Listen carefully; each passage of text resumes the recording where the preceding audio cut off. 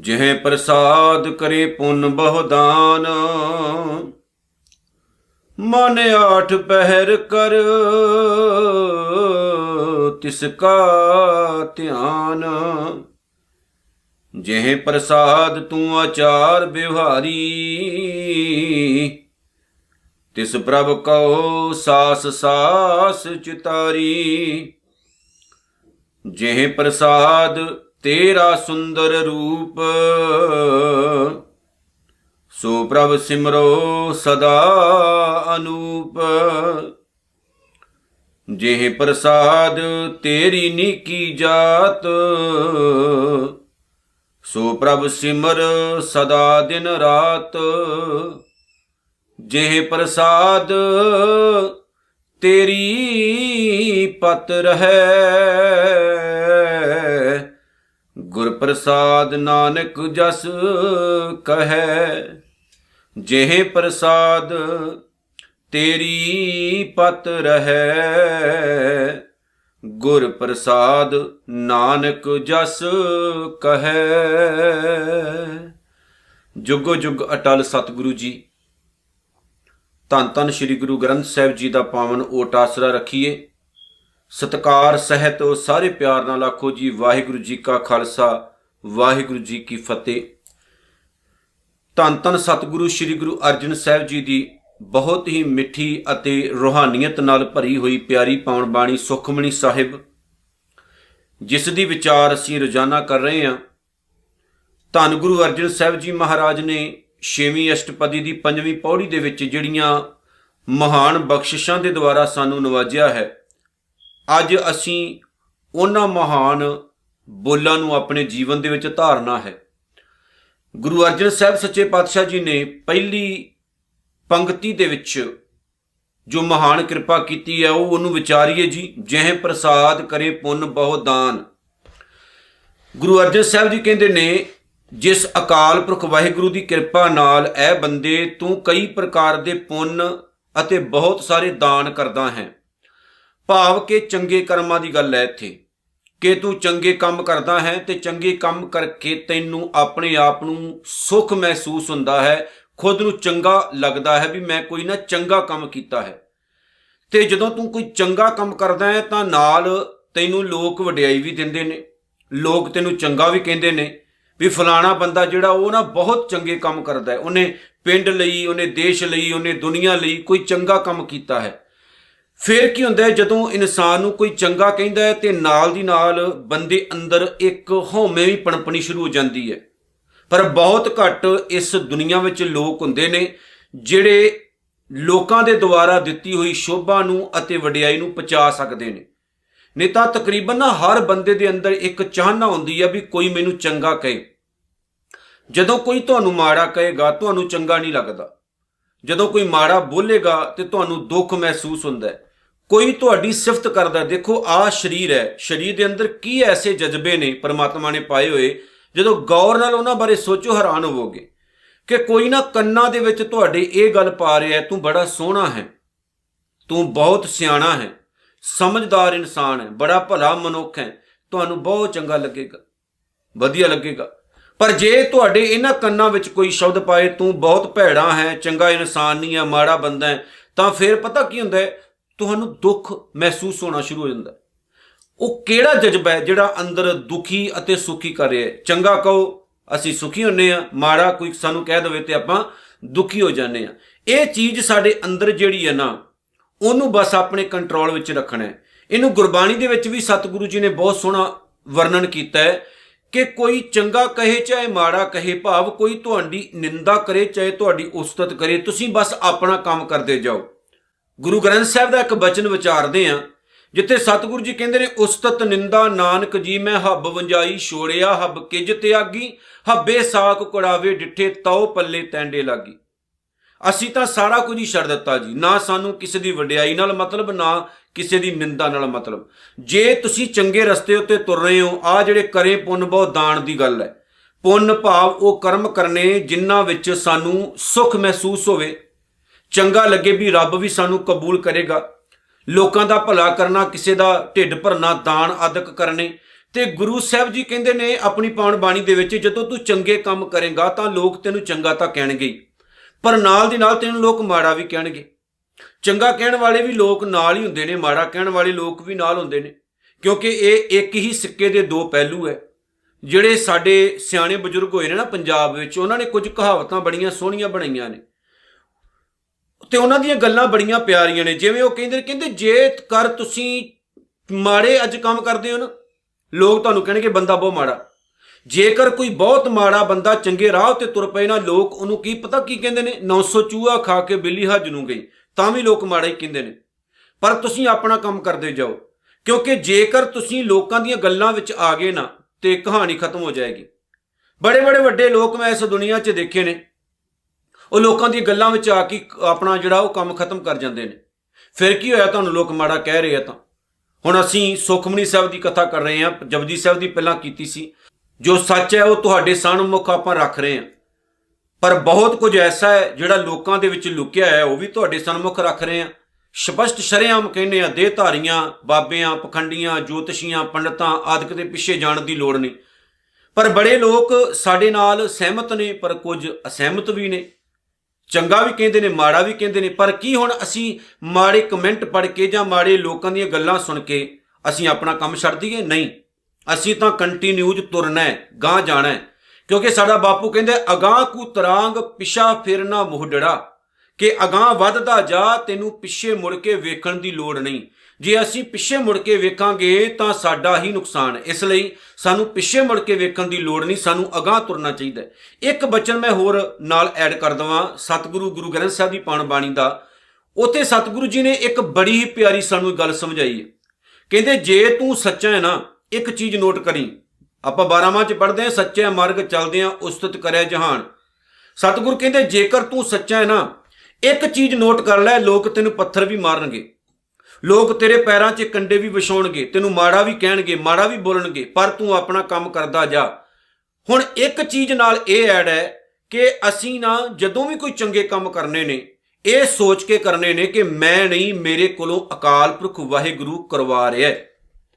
ਪਰ ਜਦੋਂ ਅਸੀਂ ਮਾੜਾ ਕੰਮ ਕਰਦੇ ਹਾਂ, ਅਸੀਂ ਇਹ ਸੋਚਣਾ ਹੈ ਇਹ ਮਾੜਾ ਕੰਮ ਜਿਹੜਾ ਸਾਡਾ ਮਨ ਸਾਡੇ ਕੋਲੋਂ ਕਰਵਾ ਰਿਹਾ ਹੈ, ਕਿਉਂਕਿ ਮਾੜੇ ਕੰਮ ਕਰਕੇ ਅਸੀਂ ਵਾਹਿਗੁਰੂ ਤੋਂ ਦੂਰ ਹੋ ਰਹੇ।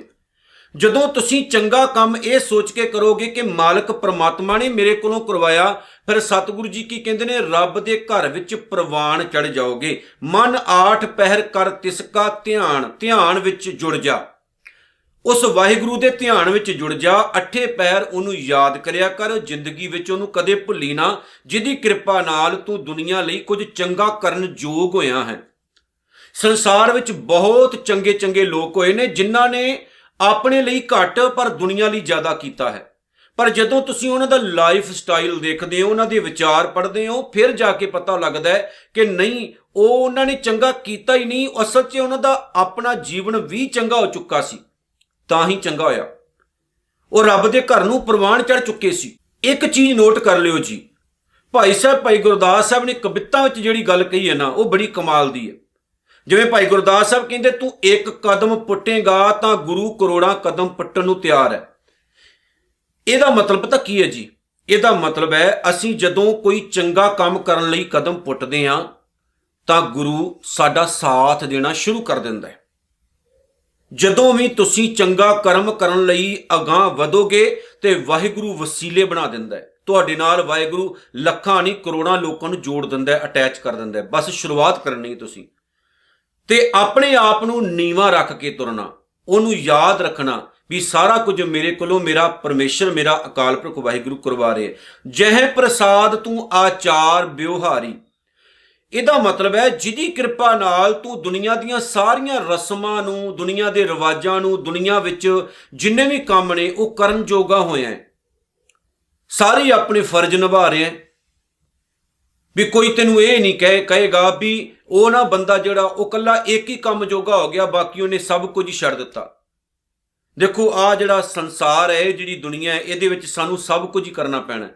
ਰਸਮਾਂ ਰਿਵਾਜ ਨਿਭਾਉਣੇ ਹੀ ਪੈਣੇ ਨੇ, ਜ਼ਿੰਮੇਵਾਰੀਆਂ ਨੂੰ ਨਿਭਾਉਣਾ ਹੀ ਪੈਣਾ, ਪਛਾਣ ਨਹੀਂ ਮੁੜਿਆ ਜਾ ਸਕਦਾ। ਪਰ ਸਤਿਗੁਰੂ ਕਹਿੰਦੇ उस वाहिगुरु की ही कृपा है कि तेनू वाहिगुरु ने इन्नी को मत दी है कि तू सारे रस्मां रिवाजां नूं, सारियां जिम्मेवारियां नूं, चाहे वह परिवारक होण चाहे समाजक होण, उन्हां नूं निभाउण योग बनिया। अज जेकर तू सियाणा बनिया, इस योग बनिया, तो तेनू अकाल पुरख वाहिगुरु ने बनाया। इसलिए भाई तिस प्रभ कहो सास सास चितारी, उस परमात्मा नूं अपने मन विच सदा याद रख, सुवास सुवास उन्होंने याद रखना, ये तेरे लिए बहुत चंगा होवेगा। जह प्रसाद तेरा सुंदर रूप, जे तेरे पास सुंदरता है, तू सोहना सुनखा है। ते गुरु अर्जन साहब कहते ने ये भी उस वाहिगुरु की कृपा है, सुहप्पण भी उस मालक की देन है। इसलिए जे आपां सोहणे सुनखे हैं ना, तो सानू कदे नहीं भुलना चाहिए भी ये भी वाहिगुरु ने ही सुंदरता सानू प्रदान की है, ये भी वाहिगुरु की ही देन है कि असीं सोहणे सुनखे हैं। जिह प्रसाद तेरा सुंदर रूप, जिहदी कृपा नाल तैनूं सुंदर स्वरूप मिले है, तू सोहना सुनखा है।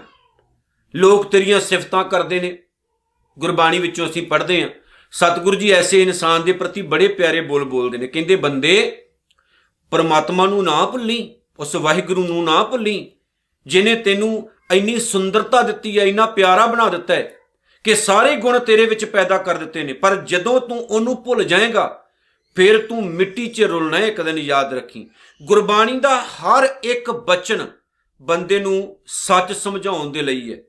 जिवें सतगुरु जी अपनी पाउण बाणी विच एक जगह ते जदों शब्द वरतदे ने, मोती तां मंदर उसरे रतनी तां होहे जड़ाओ, कस्तूर कुंगू अगर चंदन लीप आवे चाओ, मत देख भूला विसरै तेरा चित ना आवे नाओ, हर बिन जियो जल बल जाओ, मैं अपना गुरपूछ देखिया अवर नाही थाओ। जे रहन बहन सहन चंगा मिले है, स्वरूप चंगा मिले है, अकल चंगी मिली है, तो गुरु अर्जन साहब जी अगे कहते ने जी, सो प्रभ सिमरो सदा अनूप। अनूप भाव वो परमात्मा जिहड़ा बहुत ही सोहना है, जिहदी उस्तत नहीं की जा सकती, जिदे तो तेनू सारा रूप मिले है, वो परमात्मा अनरूप है। ये सुंदरता उहदे तो ही बनी है। जिस परमात्मा ने सोहने सोहने लोक पैदा किए ने कि साड़ी अख नहीं उन्हां तो हटदी, जिस परमात्मा ने सोहनी कुदरत नूं जन्म दिता है, जिस परमात्मा ने सोहने फुल, सोहने बाग, सोहने पंछी, सोहने जीव पैदा किए ने, वो अनूप है।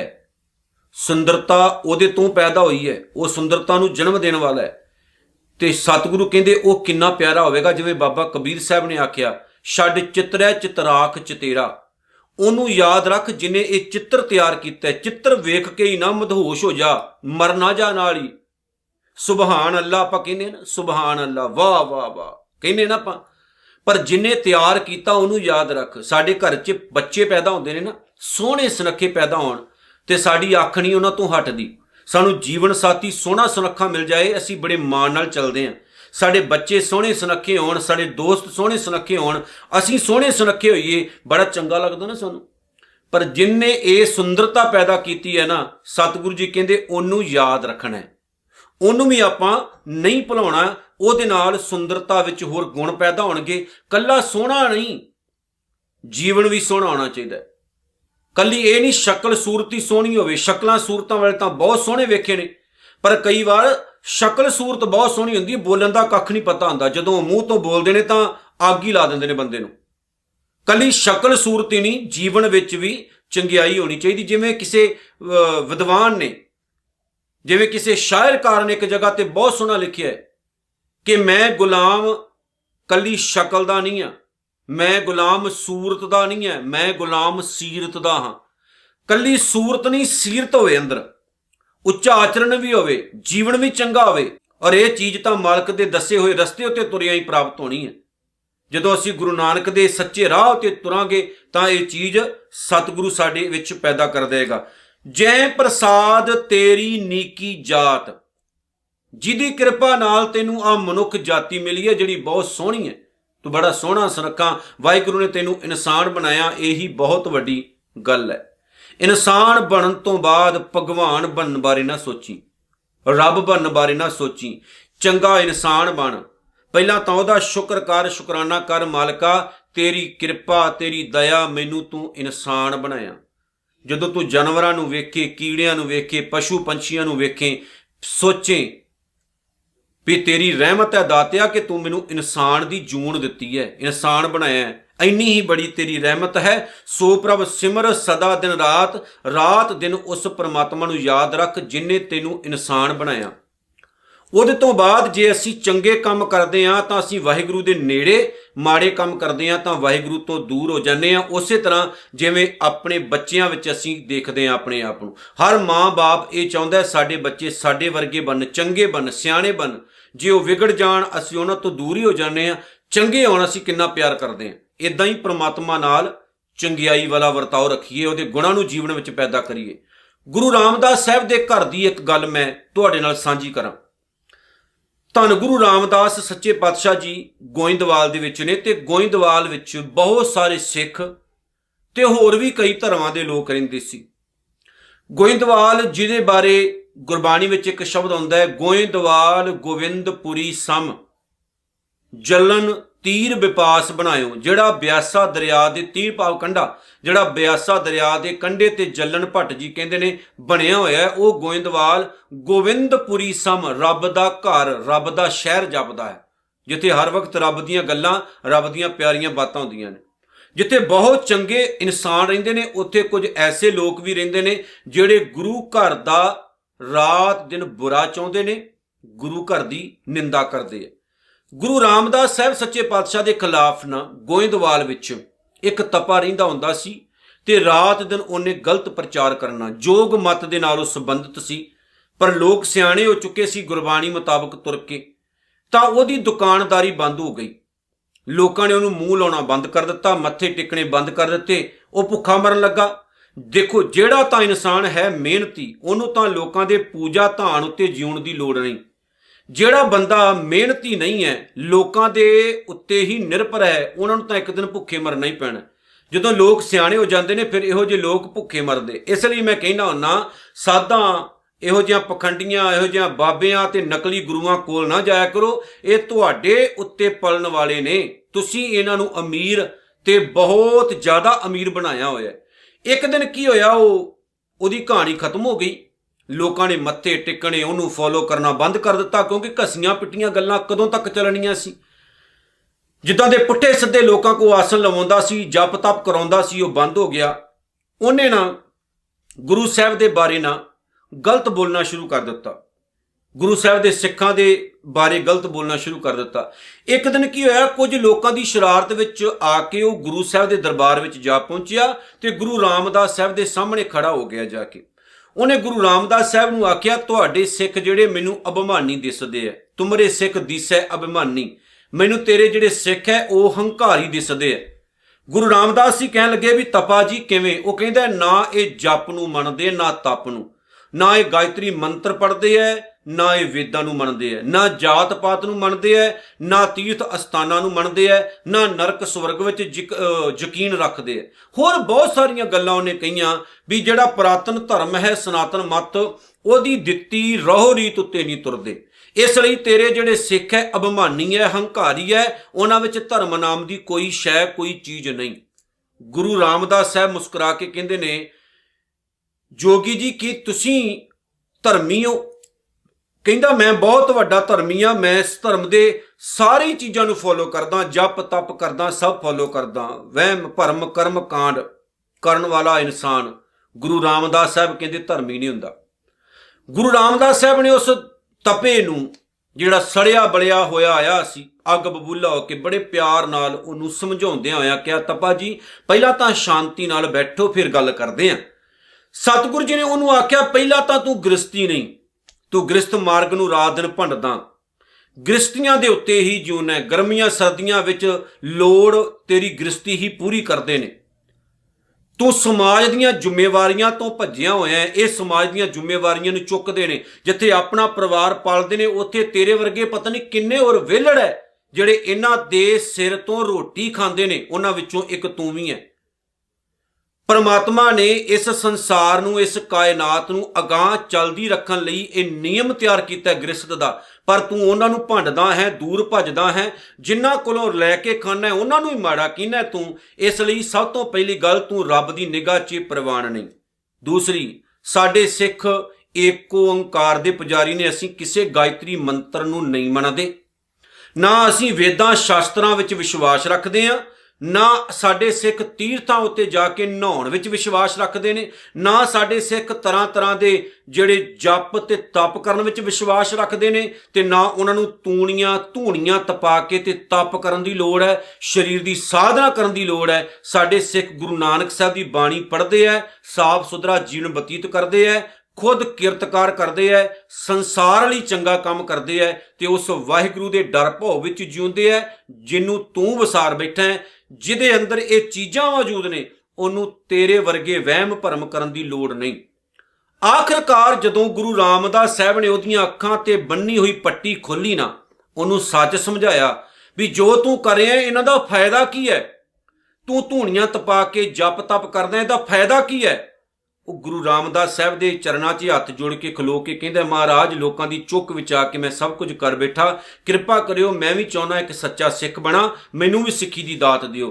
ਕਈ ਮਹੀਨੇ ਗੁਰੂ ਸਾਹਿਬ ਦੇ ਦਰਬਾਰ ਵਿੱਚ ਰਹਿ ਕੇ ਉਹਨੇ ਸਿੱਖੀ ਜੀਵਨ ਜਾਂ ਸਿੱਖੀ, ਆਪ ਸਿੱਖ ਬਣਿਆ ਤੇ ਦੂਜਿਆਂ ਨੂੰ ਇਸ ਰਾਹੇ ਤੋਰਿਆ। ਦੇਖੋ ਆਹ ਜਿਹੜਾ ਸਾਡਾ ਸਰੀਰ ਹੈ ਨਾ, ਜਿਵੇਂ ਗੁਰੂ ਸਾਹਿਬ ਨੇ ਇੱਥੇ ਆਖਿਆ ਨਾ ਕਿ ਜਿਹੜਾ ਤੇਰਾ ਸਰੀਰ ਹੈ ਇਹ ਇੱਕ ਬਹੁਤ ਉੱਤਮ ਜਾਤ ਹੈ ਮਨੁੱਖਾ ਦੇਹੀ, ਇਹਦੇ ਵਿੱਚ ਆ ਕੇ ਉਹਨੂੰ ਯਾਦ ਰੱਖਣਾ, ਨਾ ਕਿ ਐਵੇਂ ਵਹਿਮਾਂ ਭਰਮਾਂ ਕਰਮਕਾਂਡਾਂ ਵਿੱਚ ਜਾਂ ਇੱਧਰ ਉੱਧਰ ਦੇ ਕੰਮਾਂ ਵਿੱਚ ਪੈ ਕੇ ਆਪਣੇ ਇਸ ਜਨਮ ਨੂੰ ਬਰਬਾਦ ਨਾ ਕਰ, ਸਗੋਂ ਗੁਰੂ ਨਾਨਕ ਦੀ ਬਾਣੀ ਮੁਤਾਬਕ ਜੀਉ, ਆਪਣੇ ਜੀਵਨ ਨੂੰ ਉੱਚਾ ਸੁੱਚਾ ਚੁੱਕ। ਜੈ ਪ੍ਰਸਾਦ ਤੇਰੀ ਪਤ ਰਹਿ, ਜਿਹਦੀ ਕਿਰਪਾ ਨਾਲ ਤੇਰੀ ਹਮੇਸ਼ਾ ਇੱਜ਼ਤ ਬਰਕਰਾਰ ਰਹਿੰਦੀ ਹੈ। ਗੁਰ ਪ੍ਰਸਾਦ ਨਾਨਕ ਜਸ ਕਹਿ, ਉਰਾ ਆ ਪਿਆਰਿਆ, ਗੁਰੂ ਦੀ ਕਿਰਪਾ ਨਾਲ ਉਸ ਮਾਲਕ ਦਾ ਜਸ ਕਰੀਏ ਤੇ ਉਹਦੇ ਜਸ ਨੂੰ ਗਾ ਕੇ, ਉਹਦੀ ਸਿਫਤ ਨੂੰ ਗਾ ਕੇ ਆਪਣਾ ਜੀਵਨ ਸਫਲ ਬਣਾਈਏ।